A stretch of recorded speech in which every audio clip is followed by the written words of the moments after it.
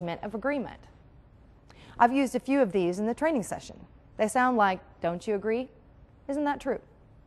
Wouldn't you say so? Seeking agreement throughout the sales conversation is important for two reasons. One, to ensure your prospect actually agrees with what she's hearing or being shown. And secondly, to keep her engaged. Remember the limited attention span of most of us today. Let me give you a simple example of how seeking agreement sounds.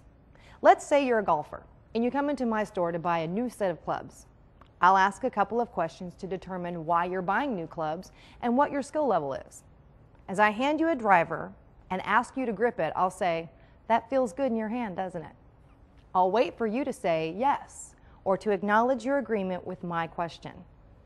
As I ask you to swing it a couple of times, I'll ask, "Do you feel how light and easy to follow through it is?" And you'll be able to strike the ball with more force, won't you? If you answer yes to these simple questions, I'll know that this driver works for you. If you have some hesitancy or indicate disagreement, I'm able to adjust and potentially move to another product.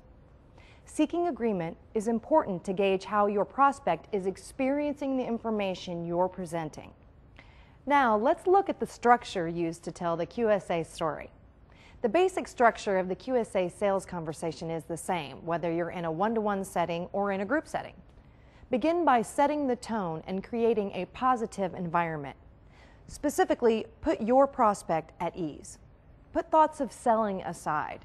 Put your world on hold while getting to know a bit about your prospect or prospects. Some might call this small talk. However, at QSA, our business is built upon genuine care and a desire that everyone have this information. So it's anything but random chit-chat. When you're transitioning to the need for the policy, there is a shift in tone. As you get familiar with the QSA sales conversation, you'll notice that there is a definitive transition to the purpose of your time together. There is no hidden agenda. We are there to share important information, and we're there with a product to sell.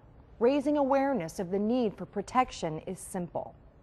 When you ask a few questions about family or friends' cancer experience, and then share some general information about cancer and costs, it causes your prospect to consider how her experience and her exposure to the impact of cancer creates a need for coverage, a need for your product. I'm sure you'd agree that it's difficult to find anyone today who hasn't been impacted by a cancer diagnosis in some way.